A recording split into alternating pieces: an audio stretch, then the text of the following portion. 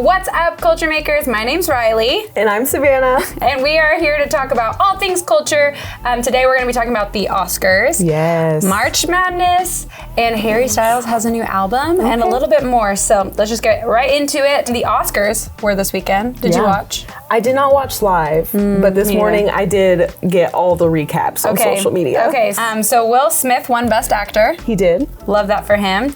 Jessica Chastain won Best Actress. Good job, Jessica. We're proud of you. And this is something that I'm really excited to talk about is Coda won Best Picture. Yes, they did. Come on. And if you're not sure what Coda is, Coda was a movie that is about like the deaf community and the main actor is deaf. Is deaf. Yeah, so this movie is like bridging the deaf community and the hearing community and just showing these relationships, and just the storyline was so powerful. The main actor, first deaf man to win an award to this magnitude, and his speech when he got his award of like, this is for our community, this is for our people, like it really is a community, and it's just so awesome to see that happen. Love it. I think that's amazing. And we actually both know sign language, which we just recently learned. I learned it in high school. It was my second language that I had to take. My best friend's sister is deaf, and so she taught me a whole lot of things. So the more you know. Yeah. We could have a whole conversation in sign language. Love that. Okay, and then also at the Oscars, Beyonce,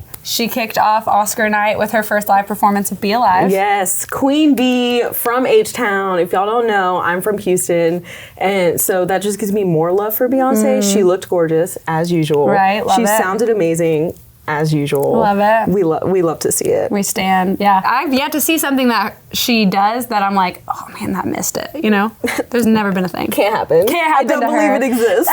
So there is one more thing we need to discuss that happened at the Oscars. The real tea. This is really interesting. So there was a shocking moment at the Oscars where Will Smith slaps Chris Rock on stage after Chris Rock made a joke about his wife. And the joke was referencing her shaved head, and what I don't think Chris Rock knew or meant to target her for was that Will's wife actually has an autoimmune disorder that causes her hair to fall out. So it was very much a maybe intended to be lighthearted joke, not funny, but intended to be lighthearted, that kind of hit a wound for Will Smith, and he acted out of anger. Yeah, so. And I think there's a lot to take away from that. One, be careful about the jokes you make, because it might not be a joke for someone. Right. That's Jada's life. Right.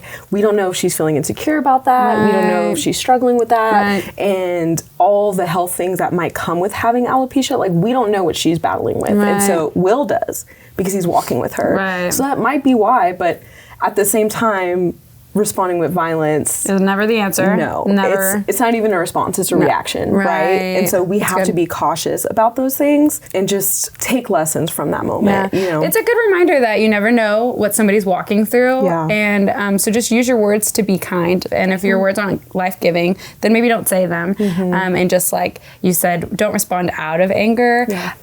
For me, I know when I get angry or worked up, I just need to take a second. I'm sure that was the heat of the moment, but I just need to separate myself. So let's just take lessons from it and move past it, not hold it against anybody, but just let's take away what we can. Next up is actually, surprisingly, if you've been watching Culture Makers for a while, you're gonna be like, Riley, what happened to you? And I'll explain, but I'm excied to talk about it. March Madness. I'm actually excited to talk about it. Every single time that we do sports, I'm like, why do they put me on here? I don't know anything about sports, bro. I don't watch them. But March Madness, this year specifically, I have been a little bit more involved than I had previous years, because we as youth pastors had a little competition. It was a bracket making competition. And I just I made a few educated guesses and mostly uneducated guesses. But what I heard was that people who don't know what's going on are typically more likely to have a better bracket. So I was kind of like, maybe I got a chance, but we'll see. There's no stake in the game, really. She's invested. I was rooting for Kansas and Arkansas, which Arkansas actually beat, I think it's Providence. And that was an upset. Great. So much information. All of those things. That's beautiful. Yes. I hope that you win. Well, I'm not going to because my bracket is pretty much done for. But I still have Kansas as the winner, and they're still in the Final Four. So who knows? Kansas could still be the winner. I won't win. I didn't follow any of that, but it sounds really good. But if you're a basketball fan, you're with me, or maybe you don't like that I picked Arkansas. I don't know. The Final Four, if you are keeping up with it, is North Carolina versus Duke and Kansas versus Villanova. So come on, Kansas. I was going to say, I'll go for Kansas. Root for Kansas with me. Yes. Okay, I got you. Next up, Harry Styles. Come on. Harry Styles is releasing a new album on May 20th titled Harry's House.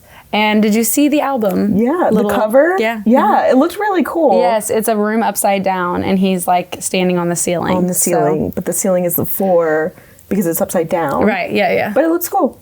I dig it. I dig it. And I'm ready for some new music. I dig Harry Styles vibes. The sun is back out. Yes. The days are longer. New music is coming. Yes. Hello. Yes. Yes, Harry Styles does give me very like summer, spring vibes. Always. Very much like the good time, sunshine. Let's go walk the park with our friends. Bring your dog. Right. I love that. Okay, next up, Kylie Jenner and Travis Scott's baby, Wolf. Mm-hmm. They decided to rename him. They did. Because they didn't believe Wolf fit him. But the tea is that she dropped this bomb, like, we're changing the name, it didn't fit, and then hasn't said anything else about it. So we don't know Wolf's new name. It kind of makes sense to me, though, because it is, to me, I mean, I don't know, I'm not a parent, but from my perspective, it feels like a lot of pressure to name a kid. That's because true. when you have already decided on the name, typically people decide on the name before the baby's even born, or it's like they're up in the air about like a few names, and once the baby's born, it's like, this is the decision we've made. Yeah. And I feel like there's just no time to learn their personality, no time to learn who they are. So I think it's totally, I mean, I'm all game for like, if you want to switch up their name, I feel like it's a lot of pressure. Because once you name them, it's kind of like... That's for life, man. That's their name. So we have some student questions. So let's see. The first one is, how do you strive for excellence without falling into comparison? Is some comparison healthy?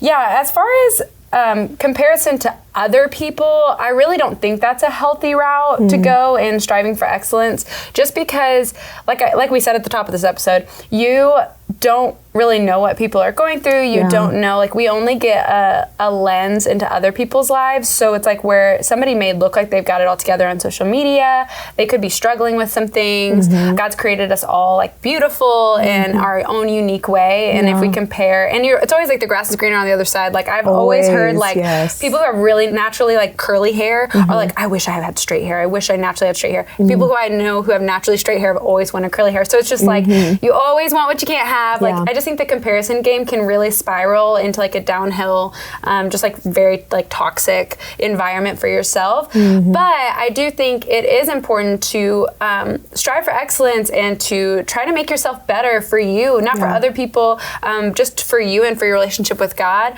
And so I think a great way to compare necessarily is like to compare to your past self of like just trying to be a little bit better today than you were the day before. And then giving yourself grace when you realize like there will be some days you won't always grow forward. There will be some days where it was a really hard day and you don't feel like you progressed that much. But actually, some advice that I got that I think would be really helpful is recognizing that your 100% looks different every day. That 100% on Monday could look different than 100% on Tuesday. And that could be for many different reasons. Maybe your energy levels are just naturally higher on Monday. Maybe you've got some life circumstances going on or just whatever. So just letting yourself recognize that maybe your best is just showing up today. And maybe the next day your best is really pushing yourself, knowing yourself and trusting that and asking God to guide you, and just looking back on where you came from and where you're headed. I think those are the best places to compare.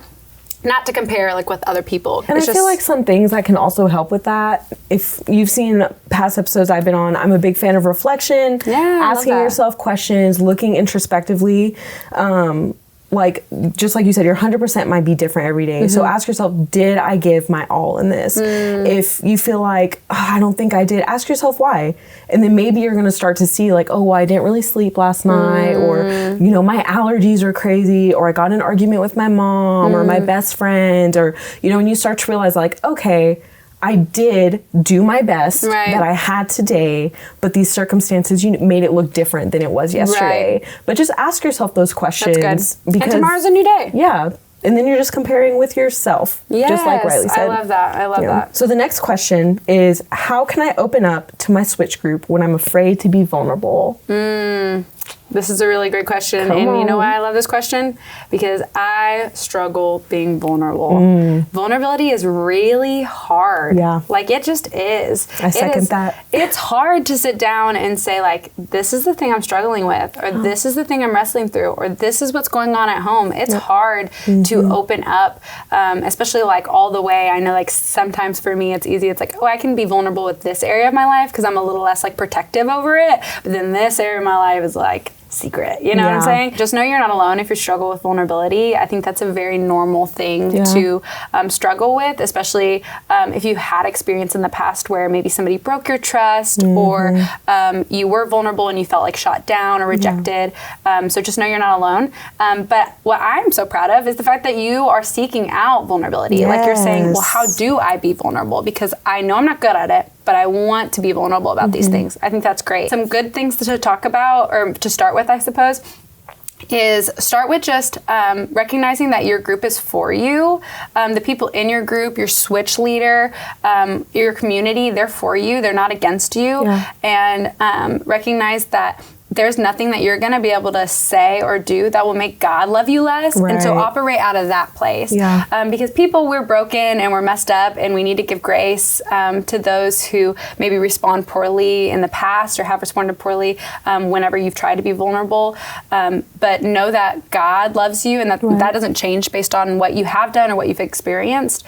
And then I think baby steps is the best place to start. Start by being vulnerable about maybe something that maybe is a little bit easier for you to be vulnerable about, and then the next time go a little bit further, or just take one step further than you would want to. That's a great tip for being vulnerable, is if you're like, okay, I'll share this part of the story, then push yourself just a little bit farther to go just a little bit deeper into the story and share that part. And then allow other people to respond to that. And that will build up your confidence in being able to share more and more and more. I was going to say the exact same thing. Like, for me, that helps me a little bit at a time.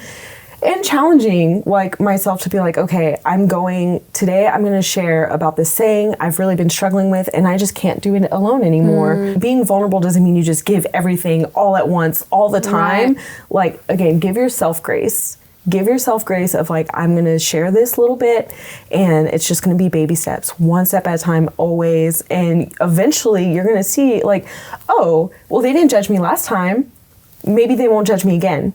Maybe they won't judge me this time. And you're going to see there's that freedom and that love in that group. And each time you're going to get more and more comfortable. So just give yourself grace, but try and push yourself a little bit. Well, that's all for Culture Makers today. If you have questions, leave them down below. We would love to talk about them in future episodes. We love wrestling through this stuff with you and answering your questions.